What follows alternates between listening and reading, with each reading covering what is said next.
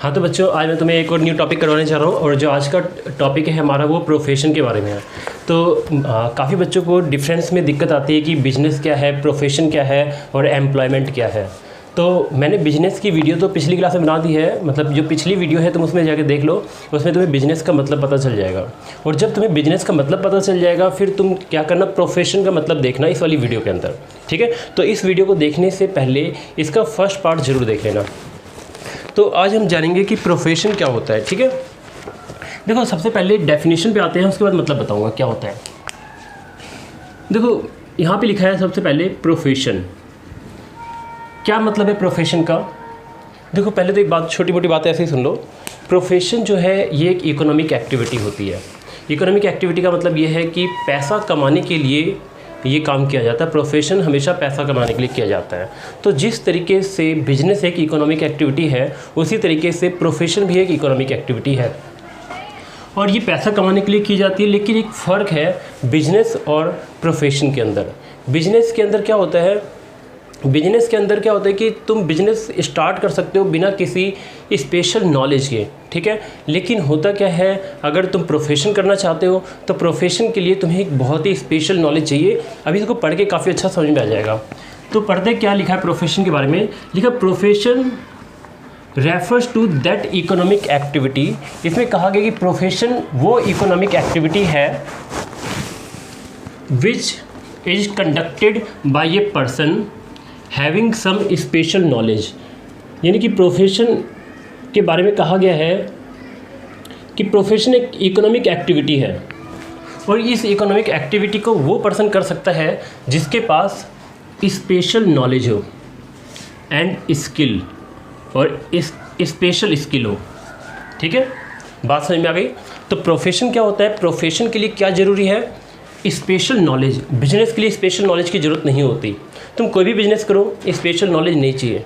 चाय बेचना भी एक बिज़नेस है। आज के टाइम पे चाय की दुकान खोल लो, वो भी एक बिज़नेस है, ठीक है। तो उसके लिए कोई स्पेशल नॉलेज नहीं चाहिए। लेकिन डॉक्टर बनने के लिए तुम्हें एक स्पेशल नॉलेज चाहिए, क्योंकि डॉक्टर का काम सब नहीं कर सकते, ठीक है। एक चाय वाले को बोलेंगे कि तुम डॉक्टर का काम करो तो नहीं कर पाएगा, वो गलत दवाई दे देगा, किसी को नुकसान हो जाएगा। इसलिए कहा गया है कि प्रोफेशन के लिए स्पेशल नॉलेज का होना बहुत ज़रूरी है, साथ में स्किल भी होनी ज़रूरी है। आगे लिखा है which is used impartially to serve various sections of the society. और कहा गया कि जो प्रोफेशन है इसको प्रोफेशनल व्यक्ति इस्तेमाल करता है इम्पार्शियली। इम्पार्शियली का मतलब होता है बिना किसी भेदभाव के वो उसका इस्तेमाल करता है to serve various sections of the society. और वो क्या करता है, सोसाइटी के बहुत सारे सेक्शंस को अपनी सर्विसेज देता है, सर्व करता है, वो अपनी सर्विस देता है। समझ में आ गया बच्चों? मैं सिंपल वर्ड से बताता हूँ। कहा गया कि प्रोफेशन एक इकोनॉमिक एक्टिविटी है, यानी एक आर्थिक क्रिया है जो पैसे को कमाने के लिए की जाती है। प्रोफेशन को करने के लिए स्पेशल नॉलेज चाहिए और स्पेशल स्किल चाहिए। और जो प्रोफेशनल व्यक्ति होता है वो प्रोफेशनल व्यक्ति अपनी नॉलेज के बेस पे, अपने स्किल के बेस पे सोसाइटी के बहुत से लोगों की हेल्प करता है, ठीक है। उनको सेवा देता है, अपनी सर्विसेज देता है, ठीक है। चलो कुछ प्रोफेशनल्स के एग्जांपल देता हूँ मैं तुम्हें। पहले प्रोफेशनल का एग्जांपल है chartered accountant of India, chartered accountant, CA। इसी तरीके से CS होता है एक मैनेजर, MBA, जो MBA करके मैनेजर बनता है, वो भी अपनी सर्विस देता है। अगर तुम जैसे कि कोई MBA करके आया है, वो एक प्रोफेशनल है, उसने क्या किया, मैनेजमेंट की ट्रेनिंग ली हुई है, मैनेजमेंट की स्टडी की हुई है, उसके पास मैनेजमेंट की स्पेशल नॉलेज है। वो उससे क्या करेगा, उसके बेस पे वो कंपनी को रन करेगा। इसी तरीके से एक मैनेजर हो सकता है। इसी तरीके से एक डॉक्टर क्या करता है कि एक स्टडी करता है, बहुत ही स्पेशल नॉलेज लेता है, ट्रेनिंग लेता है और उसके बाद वो अपना काम स्टार्ट करता है। तो डॉक्टर के पास भी स्पेशल नॉलेज है।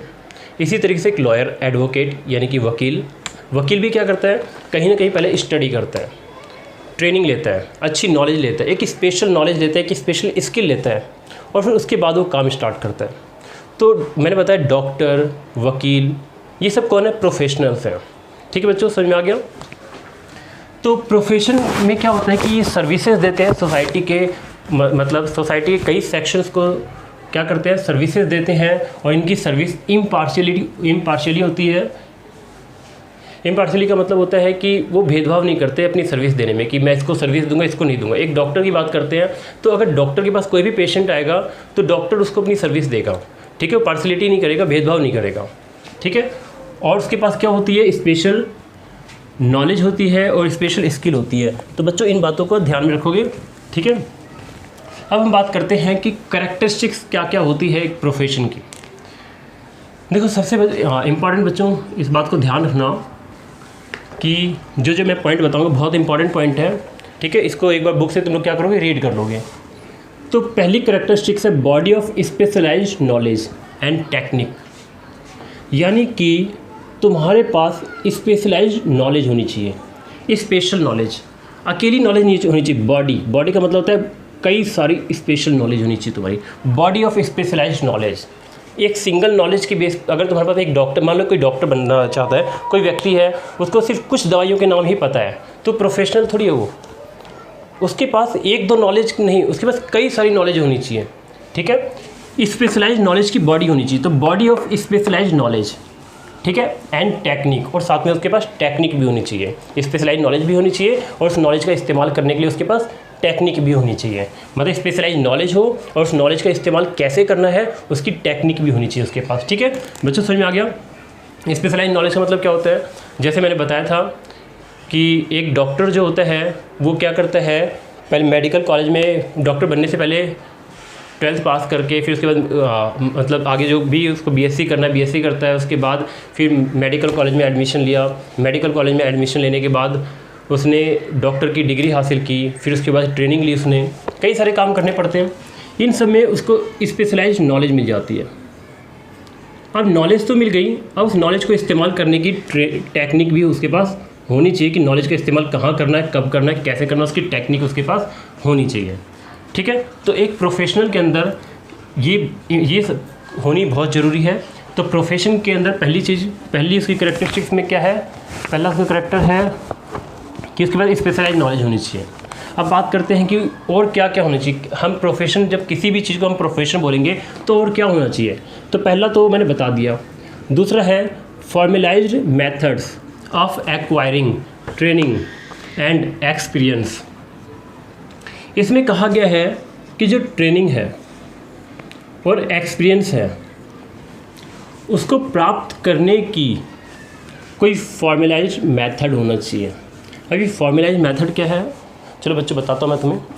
फॉर्मलाइज्ड मेथड का मतलब यहाँ पर ये है कि सिंपल वर्ड में बताता हूँ। फॉर्मलाइज्ड मेथड का मतलब है कोई इंस्टीट्यूट, यानी कि इस नॉलेज को लेने के लिए कोई ना कोई इंस्टीट्यूट हो और तुमने इस नॉलेज को किसी न किसी इंस्टीट्यूट से प्राप्त किया हो।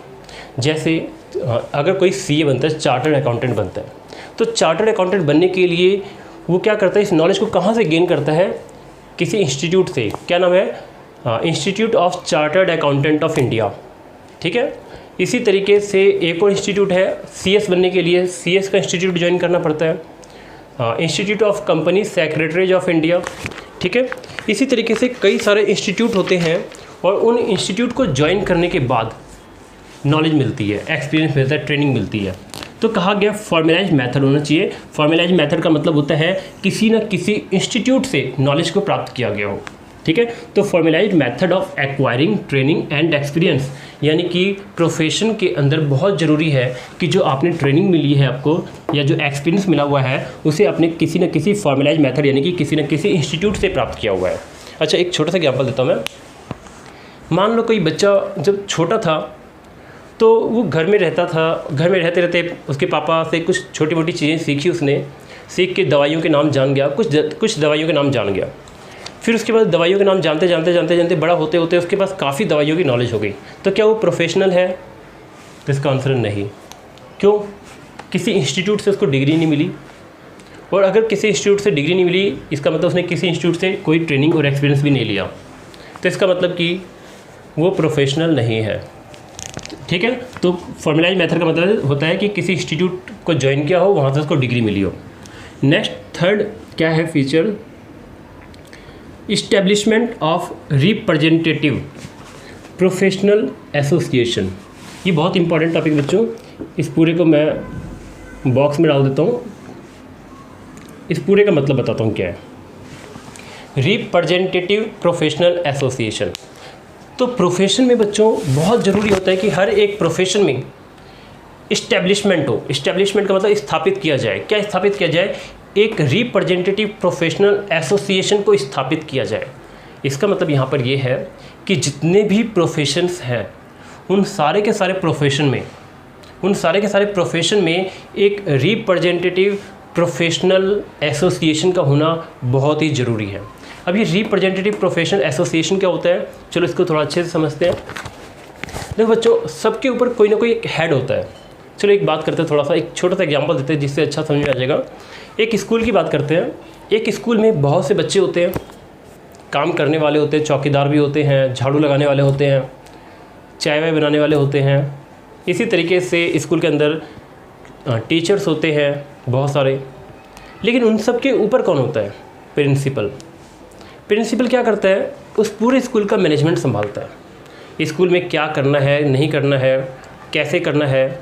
वैसे प्रिंसिपल के ऊपर भी बहुत लोग होते हैं, शिक्षा मंत्री है, प्रधानमंत्री है, उनके ऊपर भी बहुत कुछ होते हैं। लेकिन हम सिर्फ स्कूल की बात करते हैं तो स्कूल को चलाने के लिए प्रिंसिपल होता है। उसी तरीके से जितने भी प्रोफेशनल लोग होते हैं, इन प्रोफेशनल लोगों के ऊपर भी कोई होता है। अगर उन प्रोफेशनल लोगों के ऊपर कोई ना हो तो प्रोफेशनल अपनी मर्जी से काम करेंगे। जैसे एक छोटा सा एग्जांपल देता हूँ मैं। हमारी कंट्री में सीए की बात करते हैं। जितने भी सीए हैं, चार्टर्ड अकाउंटेंट, तो इन सभी चार्टर्ड अकाउंटेंट, देखो जैसे ही चार्टर्ड अकाउंटेंट ये बनेंगे, अगर इनको रेगुलेट करने वाला कोई नहीं होगा, इनको चलाने वाला कोई नहीं होगा, इनको निर्देश देने वाला कोई नहीं होगा, मतलब इनको डायरेक्शन देने वाला कोई नहीं होगा, तो ये सब के सब अपनी मर्ज़ी से काम करेंगे। जितना मन में आए घोटाला कर सकते हैं, जितना मन में आए फ्रॉड कर सकते हैं, ठीक है, या नैतिकता को ना अपनाएं, मतलब गलत काम भी कर सकते हैं ये, ठीक है। तो इनके लिए क्या किया गया है? इन सब के लिए जितने भी चार्टर्ड अकाउंटेंट हैं हमारे इंडिया के अंदर, इन सब के ऊपर इनका एक रिप्रेजेंटेटिव प्रोफेशनल एसोसिएशन होता है। जैसे एग्जांपल देता हूँ मैं, ICAI है, इसका मतलब है institute of chartered accountant of India. तो institute of chartered accountant of India एक रिप्रेजेंटेटिव प्रोफेशनल एसोसिएशन है जो सारे के सारे चार्टर्ड अकाउंटेंट को क्या करता है? कंट्रोल करता है, ठीक है। इसी तरीके से बच्चों बहुत से होते हैं। जैसे लॉयर्स के लिए बात करें हम, हमारी कंट्री में जो लॉयर्स होते हैं उनके लिए होता है bar counselling of India. Advocate जो होते हैं, तो एडवोकेट को रेगुलेट कौन करता है, उनको कौन चलाता है? Bar counselling of India. इसी तरीके से डॉक्टर्स की बात करते हैं, तो डॉक्टर्स के ऊपर कौन होता है? तो डॉक्टर्स को चलाने वाले होते हैं medical council of India for doctors, ठीक है। तो डॉक्टर्स को चलाने के लिए medical council of India for doctors होते हैं। तो बच्चों इसी तरीके से सबका अपना अपना होता है कोई ना कोई। एक छोटा सा एग्जांपल मैंने तुम्हें दे दिया। लॉयर्स का तो बता ही दिया, लॉयर्स का तो बहुत फेमस है, bar counselling of India for lawyers, यानी लॉयर को कौन चलाता है? Bar counselling of India. तो चार्टर्ड अकाउंटेंट को कौन चलाता है? ICAI। इसी तरीके से कंपनी सेक्रेटरी होते हैं, इनको चलाने वाला कौन होता है? ICSI, institute of company secretaries of India. तो बच्चों ये कुछ रिप्रेजेंटेटिव प्रोफेशनल एसोसिएशन होते हैं। अब इनका काम क्या होता है? इनका काम होता है अपने मेंबर्स के बिहेवियर को रेगुलेट करना, ठीक है। इनके मेंबर किस तरीके से काम करते हैं उनको समझाना, निर्देश देना, डायरेक्शन देना कि काम कैसे करना है, ये सारी बातें समझाना। इनके लिए कोड ऑफ कंडक्ट बनाते हैं ये लोग। क्या बनाते हैं? कोड ऑफ, जैसे ICAI है तो ये अपने सारे चार्टर्ड अकाउंटेंट के लिए क्या बनाएंगे? कोड ऑफ कंडक्ट बनाएंगे। अभी कोड ऑफ कंडक्ट क्या होता है? तो कोड ऑफ कंडक्ट का मतलब गाइडिंग, गाइड करते हैं उनको, इंस्ट्रक्शंस देते हैं, ठीक है। कुछ नियम और कुछ कानून बना दिए जाते हैं, ठीक है। और होता है क्या है कि जितने भी प्रोफेशनल्स होते हैं वो सारे के सारे प्रोफेशनल्स इस नियम कानून का पालन करते हैं। जैसे एक छोटा सा एग्जांपल देता हूँ मैं। जैसे ICAI है, ये क्या करेगा? इनके जितने भी चार्टर्ड अकाउंटेंट है उसके लिए कुछ कोड ऑफ कंडक्ट बना देगा। क्या बना देगा? Code of conduct. वैसे भी हम बात करने वाले कोड ऑफ कंडक्ट के बारे में यहाँ पे, तो कोड ऑफ कंडक्ट बना देगा। इस कोड ऑफ कंडक्ट के अंदर कुछ नियम होंगे और कुछ कानून होंगे, कुछ बातें लिखी होंगी।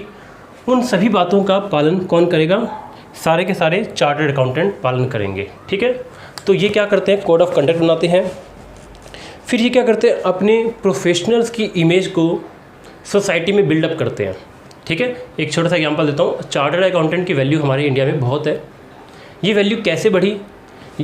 ये वैल्यू बढ़ाने वाले इनके इंस्टीट्यूट हैं, यानी रिप्रेजेंटेटिव प्रोफेशनल एसोसिएशन है, ठीक है। इसी तरीके से डॉक्टर्स की वैल्यू है, तो इनकी डॉक्टर्स की वैल्यू कैसे बढ़ी?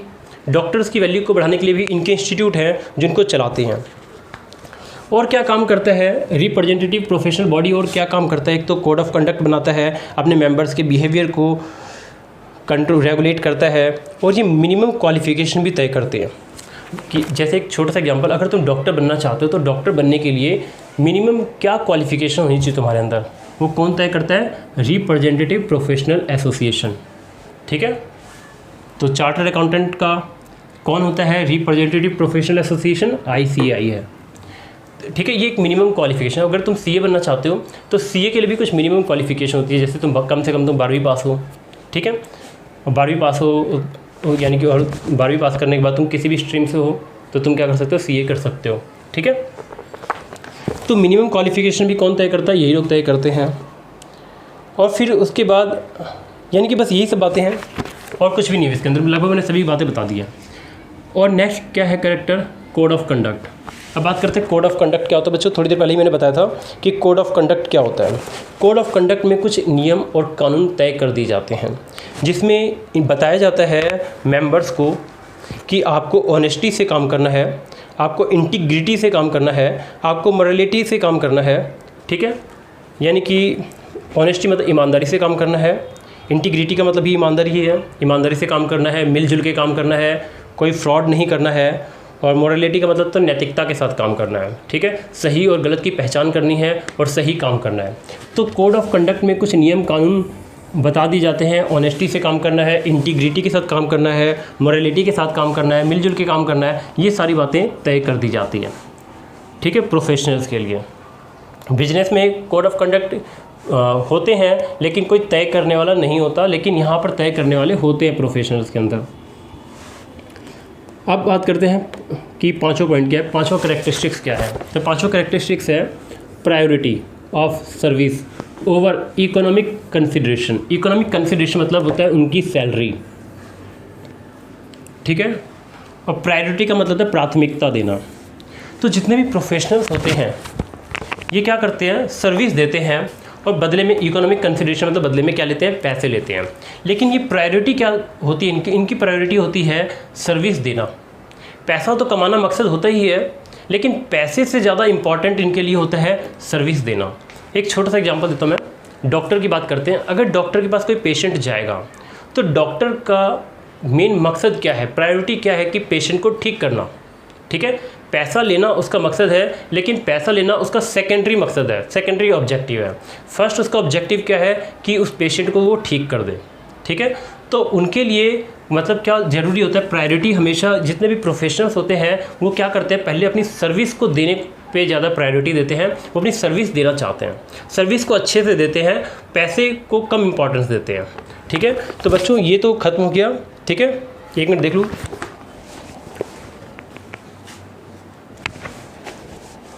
तो बच्चों वीडियो थोड़ी लंबी बन जाएगी, तो आज के लिए सिर्फ इतना ही, ठीक है।